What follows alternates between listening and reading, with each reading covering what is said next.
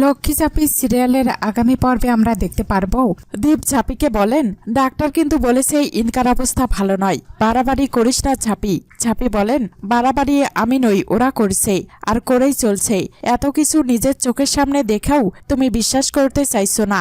দাঁড়াও নাই, এই সুচটা ঢোকালেই দুধ কা দুধ পানি কা পানি হয়ে যাবেই। দীপ বলেন, তোর কিন্তু মাথা খারাপ হয়ে গেছে ঝাঁপি। ঝাঁপি বলেন, আমি কিন্তু বলেছি ওঠো ইনকাদি, নাটক করো না। ঝাঁপি মনে মনে বলেন, কি হলো কেসটা? এতবার সুচ ফোটানোর কথা বলছি, তাও রেসপন্স করছে না কেন? এরকমটা তো হওয়ার কথা নয়। ঝাঁপি বলেন, ইনকাদি ওঠো। দীপ বলেন, কি করে উঠবে ঝাঁপি? ওর তো সেন্সে নেই, এটা তো বোঝার চেষ্টা কর। হলো তো প্রমাণ ঝাঁপি। ঝাঁপি মনে মনে বলেন, এত কাণ্ডের পরও রাক্ষসীটা চোখ মেলছে না। যে যাই বলুক, আমি মানি না রাক্ষসীটা মরতে গেছিল। এ মারতে পারে কিন্তু মরতে যেতে পারে না, তাও আবার ভালোবাসার জন্য। কিন্তু কেসটা কি? ঝাঁপি ইনকাকে বলেন, কি বলেছিলে তুমি যেন ইনকাদি? মা সারালক্ষ্মী তোমাদের দুজনকে এক করে দিতে চান। হাসাও বটে, তুমি জানো তো মা সারালক্ষ্মীর কি আর খেয়ে দিয়ে কোনো কাজ নেই যে তোমার মতো একটা ফালতু অসৎ চরিত্রের মেয়ের সাথে ওকে জুড়তে যাবে? আসলে কি বলতো, তোমার ওভার কনফিডেন্সটা না তোমায় ডুবিয়ে দিল।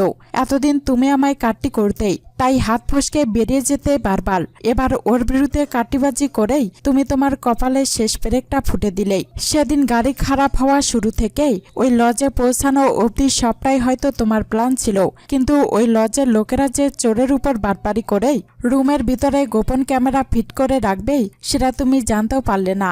আর তোমার সমস্ত ছকবাজি যে ওই গোপন ক্যামেরায় রেকর্ড হচ্ছিল সেটাও তুমি জানতে পারলে না। আর ওই ভিডিও ফুটেজের দৌলতে আজ সবার সামনেই তোমার আর তোমার মায়ের মুখোশটা খুলে গেল।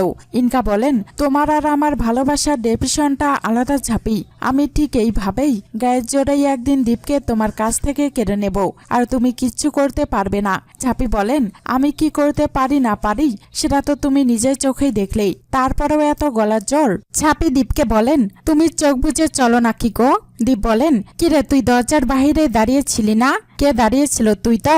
অদ্ভুত এই স্যার আমাকে উঠতে দেই। দূর বাবা, নিজের চলাফেরা করতে পারে না, অন্যের উপর উস্তাদি। ঝাঁপি বলেন, এই আমি গেছিলাম রান্নাঘরে জল খেতেই, ঢোকার সময় তুমি তো ধাক্কা মেরে উল্টে ফেলে দিলে আমায়। দীপ বলেন, এই শোন, তোর সঙ্গে না তর্ক করাই বৃথা।